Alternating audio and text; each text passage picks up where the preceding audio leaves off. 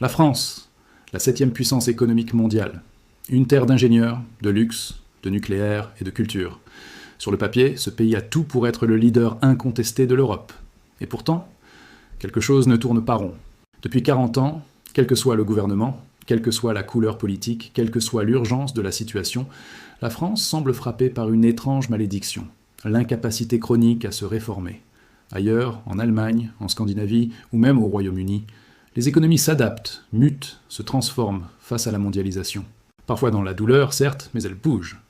En France, chaque tentative de modification structurelle du marché du travail ou des retraites se heurte à un mur de béton armé.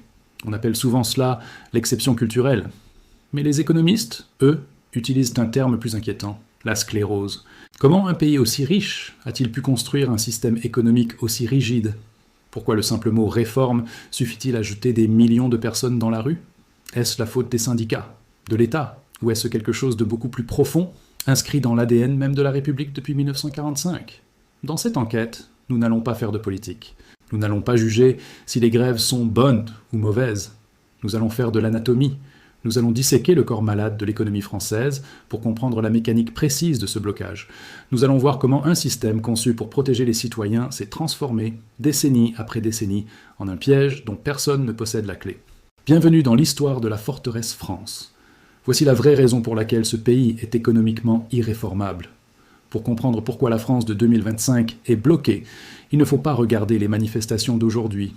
Il faut remonter 80 ans en arrière. Nous sommes en 1945. La France est un champ de ruines. L'économie est à genoux.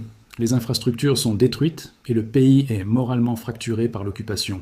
Il faut reconstruire. Vite. Mais pour reconstruire, il faut de la stabilité. Il faut que les ouvriers retournent à l'usine sans se révolter. Il faut que le patronat investisse, il faut que l'État dirige. C'est à ce moment précis que la France va faire un choix historique qui la distingue radicalement de ses voisins anglo-saxons. Ce choix porte un nom, le programme du Conseil national de la résistance. L'idée est belle, noble et à l'époque, révolutionnaire. L'État et les partenaires sociaux signent un pacte tacite. D'un côté, le peuple accepte de travailler dur pour la reconstruction et de laisser le capitalisme industriel prospérer. De l'autre, en échange, l'État garantit une protection absolue. C'est la naissance de la sécurité sociale généralisée, des retraites par répartition et d'un statut du travail ultra-protecteur. Ce n'est pas seulement une politique économique, c'est un nouveau contrat social. En France, l'économie n'est plus vue comme un marché libre, mais comme un outil au service de la stabilité sociale. L'État devient le garant ultime du bien-être. Pendant 30 ans, ce système va fonctionner à merveille. C'est l'époque des 30 glorieuses. La croissance est si forte qu'elle permet de financer sans compter de nouveaux droits. On ajoute des étages à la forteresse sociale, 3e semaine de congés payés, puis 4e, assurance chômage généreuse, protection contre le licenciement. Tout le monde y gagne. Les syndicats deviennent puissants, non pas par le nombre d'adhérents, qui restent paradoxalement plus faibles qu'en Allemagne, mais par leur place institutionnelle. Ils gèrent les caisses de sécurité sociale. Ils siègent dans les entreprises nationalisées. Ils deviennent des co-gestionnaires du système. Mais sans le savoir, la France vient de se passer les menottes au poignet. Des menottes dorées, certes, mais des menottes quand même. Pourquoi ? Parce que ce système est bâti sur une hypothèse unique et dangereuse. L'idée que la croissance forte et le plein emploi seront éternels. Tout le financement du modèle social français repose sur les cotisations prélevées sur les salaires d'une population active en pleine expansion. Personne, en 1945 ou en 1960, n'a prévu que la machine allait s'arrêter. Personne n'a prévu la fin de l'industrie. Et quand le réveil va sonner, il sera déjà trop tard pour réécrire le contrat. Les acquis sociaux ne sont plus vus comme des avantages économiques liés à la conjoncture, mais comme des droits sacrés, intouchables, quasiment divin. Toucher à une virgule du Code du travail devient, dans l'inconscient collectif français, une agression contre l'identité même de la nation. C'est là que le piège commence à se refermer. 1974, le premier choc pétrolier frappe le monde de plein fouet. Le prix de l'énergie explose, l'inflation s'envole. Partout en Occident, c'est la fin de la fête. Aux États-Unis et au Royaume-Uni, cette crise provoque quelques années plus tard une réaction brutale, c'est la révolution libérale de Reagan et Thatcher. Ils castent les syndicats, dérégulent, baissent les protections pour relancer la compétitivité. C'est violent, c'est socialement difficile, mais économiquement, leur modèle s'adapte à la nouvelle donne mondiale. La France, elle, fait le choix inverse. Face à la montée du chômage, les gouvernements français ne choisissent pas l'adaptation, mais la protection à tout prix. Au lieu de flexibiliser le marché du travail pour encourager l'embauche, on le rigidifie pour empêcher les licenciements. C'est une spécificité française fascinante. Dans les années 70 et 80, l'État met en place l'autorisation administrative de licenciement. Pour licencier un employé, une entreprise doit demander la permission à l'administration. L'idée est de sauver des emplois. Le résultat économique réel, c'est ce que les experts appellent l'effet insider-outsider. Ceux qui ont un emploi sont hyper protégés. Leur poste est une forteresse. Mais pour les entreprises, embaucher devient un risque mortel. Si vous ne pouvez pas licencier quand l'activité baisse, vous n'embauchez pas quand l'activité reprend. Vous achetez des machines ou vous ne faites rien. C'est ainsi que se crée, dès la fin des années 70, le chômage de masse structurel en France. Une armée d'outsiders reste à la porte de la forteresse, tandis qu'à l'intérieur, ceux qui ont un CDI défendent leurs acquis avec une énergie farouche.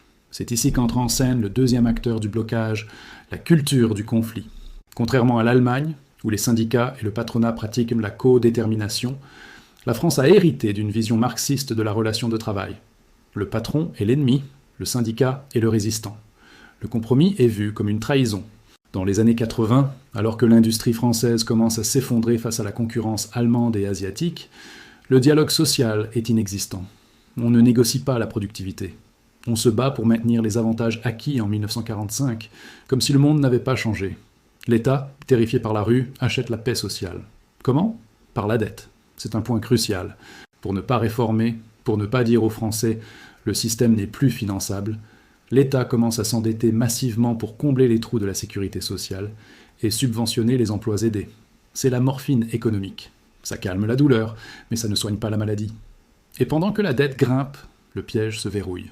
S'il y a une date à retenir pour comprendre pourquoi la France est irréformable aujourd'hui, c'est l'hiver 1995.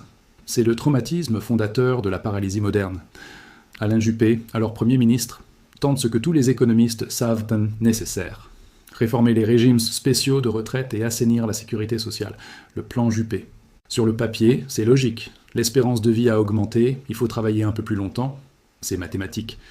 Mais la réaction de la rue va être cataclysmique. Ce n'est pas juste une grève. C'est une démonstration de force absolue. La France s'arrête. Plus de trains, plus de métro, plus de courrier. Le pays est paralysé. Mais le plus fascinant, c'est le soutien de l'opinion publique. Alors que les Français sont bloqués, qu'ils doivent marcher des kilomètres pour aller travailler, une majorité soutient les grévistes. On appelle cela la grève par procuration. Pourquoi ? Parce que même le salarié du privé, qui n'a pas les avantages des cheminots, voit dans cette lutte une défense symbolique du modèle français contre la mondialisation libérale. C'est une bataille identitaire. Le gouvernement plie. Alain Juppé retire sa réforme. C'est une capitulation en rase campagne. Cette victoire de la rue en 1995 a envoyé un message dévastateur à toute la classe politique pour les 30 années suivantes. Celui qui tente de toucher au noyau dur du système sera politiquement abattu. Depuis ce jour, un syndrome de stress post-traumatique frappe l'Élysée. Chaque président qui arrive au pouvoir a le fantôme de 1995 au-dessus de son épaule. On fait des réformettes, on change quelques paramètres à la marge, mais on n'ose plus attaquer la structure. Le pouvoir a changé de camp. Il n'est plus au Parlement, il est dans la capacité de nuisance. Une minorité organisée, capable de bloquer les infrastructures stratégiques, possède désormais un droit de veto de facto sur la politique économique de la nation. La France est entrée dans l'ère de l'immobilisme forcé. Et pendant ce temps, le monde, lui, accélérait. Nous venons de voir comment l'histoire a construit le piège. Des acquis de 1945 devenus sacrés, une culture du conflit plutôt que du compromis, et le traumatisme de 1995 qui a paralysé le politique. Mais le pire n'est pas encore là. Le pire, c'est la mécanique interne des syndicats de Français. Une mécanique unique au monde, paradoxale, où moins ils ont de membres, plus ils sont radicaux. Regardez bien ce chiffre. 8%. C'est le taux de syndicalisation en France aujourd'hui. C'est l'un des plus faibles de tout le monde occidental. Moins qu'aux États-Unis, moins qu'au Royaume-Uni. Et ridiculement bas comparé aux pays scandinaves. Si l'on suit la logique démocratique pure, les syndicats français devraient être faibles, marginaux et incapables de peser sur les décisions nationales. Or, comme nous l'avons vu, c'est l'exact opposé. Ils sont capables de mettre l'économie à genoux en 48 heures. Bienvenue dans le paradoxe français. Comment une organisation qui représente moins d'un salarié sur 10 peut-elle dicter les règles pour les 90% restants ? La réponse tient en deux mots latins, un concept juridique qui verrouille tout le système, erga omnes, à l'égard de tous. Dans la plupart des pays du monde, l'accord que signe un syndicat ne s'applique qu'à ses membres. Si vous voulez bénéficier de la protection du syndicat, des hausses de salaire négociées ou de l'assurance chômage qu'il gère, vous devez prendre votre carte et payer votre cotisation. C'est le modèle du Ghent en Scandinavie. C'est un système incitatif. En France, c'est l'inverse. Grâce à une spécificité légale héritée de l'après-guerre, un accord signé par des syndicats minoritaires s'applique obligatoirement à tous les salariés du secteur, qu'ils soient syndiqués ou non. C'est ce qu'on appelle en économie le problème du passager clandestin. Posez-vous la question, pourquoi un salarié français paierait-il une cotisation pour obtenir des droits qu'il aura de toute façon gratuitement grâce à la loi? Résultat, personne ne se syndique. La base militante fond comme neige au soleil. Mais, et c'est là que le piège est diabolique, l'État continue de considérer ces syndicats comme légitimes pour négocier au nom de tout le monde, peu importe leur nombre réel d'adhérents. En coupant le lien vital entre le syndicat et la masse des salariés, la France a créé des syndicats d'appareil. Des structures qui n'ont plus besoin de convaincre la base, mais qui ont besoin d'exister médiatiquement et politiquement. Et pour exister quand on a peu de troupes, il n'y a qu'une seule méthode efficace. Le conflit spectaculaire. Si les adhérents ne paient plus, qui paie? Comment ces organisations financent-elles leurs permanents, leurs locaux, leurs campagnes de communication et leurs grèves? C'est ici que l'enquête devient fascinante et touche à un tabou français. Si un syndicat allemand ou américain vit des cotisations de ses membres, il doit rendre des comptes. Si le syndicat fait n'importe quoi, les membres partent, l'argent s'arrête, le syndicat meurt. C'est une boucle de responsabilité économique. En France, cette boucle est brisée. La majorité du financement du syndicalisme ne vient pas des cotisations, mais du système lui-même. Premièrement, la gestion du paritarisme. Les syndicats co-gèrent des organismes colossaux comme la sécurité sociale, l'assurance chômage ou la formation professionnelle. Pour ce travail de gestion, l'État verse des dotations de fonctionnement. Deuxièmement, les entreprises elles-mêmes financent les syndicats via les heures de délégation. Des milliers de salariés sont payés par leur employeur pour ne pas travailler, mais pour faire du syndicalisme à temps plein. Troisièmement, des subventions publiques directes et indirectes, souvent opaques, versées par les collectivités locales ou les ministères. Le résultat est stupéfiant. Les syndicats français sont largement subventionnés par l'argent public et celui des entreprises qu'ils combattent. Ils sont hors sol économiquement. Cela crée une situation unique au monde. Un syndicat peut perdre la moitié de ses adhérents, il ne fera pas faillite. Il n'a donc aucune incitation économique à la modération ou au compromis. Au contraire, puisque sa survie financière est garantie par l'institution, son seul but devient la visibilité politique. Il doit prouver qu'il est le plus dur, le plus pur, le plus intransigeant, pour séduire le petit noyau dur de militants radicaux qui lui reste. C'est ce qu'on appelle la surenchère militante. Mais l'argent et la représentativité ne suffisent pas à expliquer pourquoi le pays se bloque si facilement. Pour comprendre cela, il faut regarder la carte. Il faut comprendre la stratégie militaire du blocage. Tous les syndiqués ne se valent pas. Si 100% des coiffeurs ou des architectes se mettent en grève demain, cela sera gênant, mais l'économie française continuera de tourner. L'impact systémique était nul. En revanche, il suffit de quelques centaines de personnes bien placées pour tout arrêter. Les bastions syndicaux en France ne sont pas répartis au hasard. Ils sont concentrés historiquement dans les secteurs bloquants, l'énergie, les transports et les services publics. C'est le principe de l'asymétrie. Une grève dans une raffinerie peut être décidée par 50 personnes lors d'une assemblée générale à main levée. Ces 50 personnes ont le pouvoir technique d'assécher les stations-service de toute une région, d'empêcher les infirmières d'aller travailler, les camions de livrer la nourriture et les usines de tourner. Ce pouvoir de nuisance est colossal. Et il est utilisé comme une arme de chantage politique absolue. En France, la grève n'est pas l'ultime recours quand la négociation a échoué. La grève est le préalable à la négociation. On frappe d'abord, on discute ensuite. C'est la culture de la grève préventive. Et face à cela, l'État est piégé. Car si l'électricité est coupée ou si les trains ne roulent plus, l'opinion publique se retourne très vite contre le gouvernement, pas contre les grévistes. Le gouvernement est jugé responsable du désordre. Pour rétablir l'ordre, l'État finit toujours par sortir le chéquier. Il achète la paix sectorielle, des primes pour les cheminots, des statuts spéciaux pour les électriciens. Ces avantages catégoriels s'accumulent, couche après couche, créant un millefeuille de privilèges financés par la dette publique. Il reste un dernier mécanisme pervers à comprendre, la concurrence entre les syndicats eux-mêmes. En France, il n'y a pas d'un syndicat unique puissant. Il y a une myriade de syndicats concurrents qui se détestent cordialement. Pourquoi est-ce un problème pour l'économie? Parce que cela rend la signature d'un accord presque impossible. Imaginez un gouvernement qui propose une réforme difficile mais nécessaire. Un syndicat réformiste accepte de négocier. Il obtient des compromis, il avance, mais immédiatement, le syndicat concurrent contestataire l'accuse de trahison, de collaboration avec le patronat. Pour ne pas perdre la face devant sa base militante, le syndicat contestataire doit surenchérir dans la radicalité. Il doit bloquer plus fort, crier plus fort, rejeter tout en bloc. C'est un jeu à somme nulle. Celui qui signe est un faible. Celui qui bloque est un héros de la lutte sociale. Dans ce climat de guerre civile syndicale permanente, le compromis intelligent est mort. La réforme pragmatique est morte. Tout devient binaire, victoire totale ou retrait total. C'est ainsi que des réformes mineures qui passeraient comme une lettre à la poste à Berlin ou à Rome deviennent à Paris des psychodrames nationaux qui paralysent le pays pendant des mois. Le système est verrouillé de l'intérieur. Les acteurs sont rationnels, ils jouent la partition que les institutions leur ont écrite. Et cette partition mène inévitablement à l'immobilisme. Mais pendant que la France se bat contre elle-même, une bombe à retardement tourne silencieusement en arrière-plan. Une bombe qui ne fait pas grève, mais qui pourrait tout détruire bien plus sûrement que n'importe quel blocage. La fracture entre le secteur public et le secteur privé, et le mur de la dette qui s'approche. Jusqu'à présent, nous avons parlé de la France comme d'un bloc unique. Mais la réalité est bien plus cruelle. La vraie raison pour laquelle ce pays ne peut pas se réformer, c'est qu'il n'y a plus une France, mais deux. Deux mondes qui vivent côte à côte, qui se croisent dans le métro, mais qui ne vivent plus dans la même réalité économique. C'est ce que les sociologues appellent la fracture. Les économistes, eux, parlent d'un dualisme du marché du travail. D'un côté, la France protégée. Ce sont les fonctionnaires, les agents des grandes entreprises publiques et les salariés en CDI des grands groupes. Ils bénéficient de la garantie de l'emploi à vie. Quoi qu'il arrive, crise, pandémie, mauvaise gestion, leur salaire tombera à la fin du mois. Leur retraite est calculée sur les 6 derniers mois. Ils sont à l'abri du marché. De l'autre, la France, exposée. Ce sont les artisans, les commerçants, les intérimaires, les auto-entrepreneurs, les salariés des PME. Pour eux, l'économie est une jungle. Si la boîte coule, ils coulent.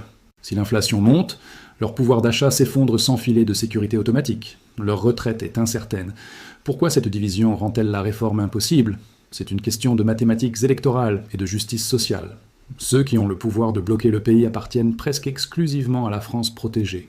Ils se battent pour conserver des acquis qui datent d'une époque révolue. Mais ceux qui perdent pour ce système via leurs impôts et leurs charges sociales, ce sont les travailleurs de la France exposés. C'est ici que le sentiment d'injustice devient explosif. Quand un gouvernement demande des efforts aux Français, la France du privé a l'impression de payer pour maintenir les privilèges de la France du public. Et la France du public a l'impression d'être le dernier rempart contre la sauvagerie libérale. Le dialogue est rompu. Ce n'est plus une négociation sociale, c'est une guerre de tranchées entre deux castes. Cette fracture a créé une société de défiance absolue. Quand la confiance disparaît, la réforme devient impossible. Personne ne croit plus que l'effort d'aujourd'hui paiera demain. Chacun s'accroche à ce qu'il a, terrorisé à l'idée de perdre le peu qui lui reste. Le système français, conçu en 1945 pour unir la nation, a fini par la diviser en statuts rivaux. Une féodalité moderne où votre destin dépend de votre contrat de travail. Et pour maintenir la paix entre ces deux mondes, pour éviter que la France exposée ne se révolte contre la charge fiscale, l'État a utilisé une arme secrète. Une drogue douce, indolore, mais mortelle à haute dose. Pendant 40 ans, la France a acheté la paix sociale à crédit. Vous ne voulez pas travailler 2 ans de plus ? Pas de problème, l'État paiera les pensions avec de la dette. Vous voulez des trains pas chers malgré des coûts explosifs ? L'État subventionnera la SNCF avec de la dette. Vous voulez des soins gratuits de pointe ? Dette. C'est la méthode de l'anesthésie générale. Tant que l'argent est gratuit, la douleur de la non-réforme ne se sent pas. Entre 2010 et 2022, la France a bénéficié d'une anomalie historique. Les taux d'intérêt nuls, voire négatifs. Les marchés financiers prêtèrent de l'argent à la France gratuitement. C'était l'époque de l'argent magique, le quoi qu'il en coûte. Cela a permis de masquer la réalité. La France vit au-dessus de ses moyens depuis 1974. Le dernier budget à l'équilibre remonte à cette année-là. Mais en 2022, la fête s'est arrêtée. Le retour de l'inflation a forcé les banques centrales à remonter les taux. Soudain, la dette ne coûte plus zéro. Elle coûte des dizaines de milliards d'euros par an, juste en intérêt. C'est devenu le premier ou le deuxième poste de dépense de l'État, devant l'éducation, devant la défense. Le piège s'est refermé. Aujourd'hui, la France est au pied du mur. Elle ne peut plus acheter la paix sociale, car elle n'a plus de marge de manœuvre budgétaire. Les agences de notation surveillent à Paris comme le lait sur le feu. Si la note de la France baisse, les taux explosent, et c'est la banqueroute. C'est là que réside le drame actuel.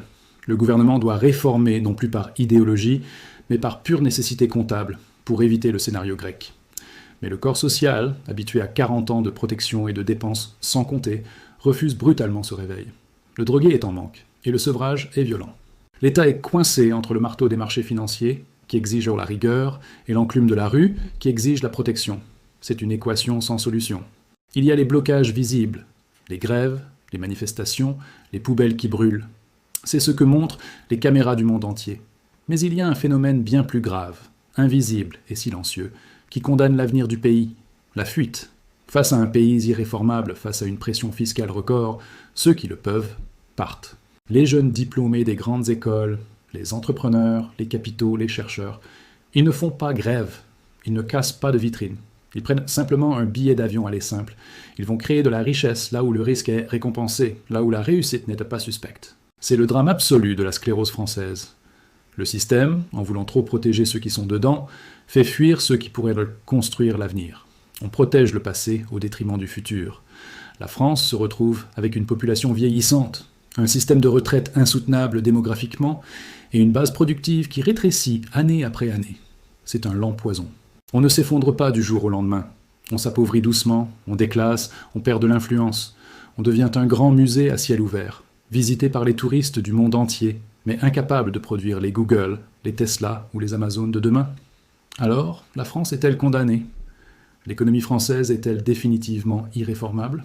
Si l'on regarde l'histoire, une vérité terrible apparaît. La France ne se réforme jamais à froid. Elle ne change pas par le dialogue, ni par le compromis. Elle change par la rupture. À chaque fois, il a fallu que le système aille jusqu'au bout de son absurdité, jusqu'à l'effondrement ou la crise de régime, pour qu'enfin, sur les ruines, on puisse reconstruire quelque chose de neuf. Le modèle français de 1945 est mort. Il survit sous perfusion, maintenu artificiellement en vie par la dette. Mais le cœur ne bat plus. La question n'est plus de savoir si le système va craquer, mais quand, et surtout, ce qui émergera après. Sera-ce un déclin lent et nostalgique, une Venise de l'Europe? Ou bien la France trouvera-t-elle, au pied du mur, comme elle l'a souvent fait dans son histoire millénaire, l'énergie du sursaut pour inventer un nouveau modèle? Pour l'instant, le pays est enfermé dans son piège. Les menottes dorées sont devenues des chaînes de plomb. Et la clé a été perdue il y a bien longtemps. C'était l'histoire de la forteresse France. Si cette analyse vous a permis de comprendre ce que les médias ne vous disent pas, abonnez-vous à Archive Fund. Nous documentons l'histoire financière pour préparer votre avenir. À bientôt.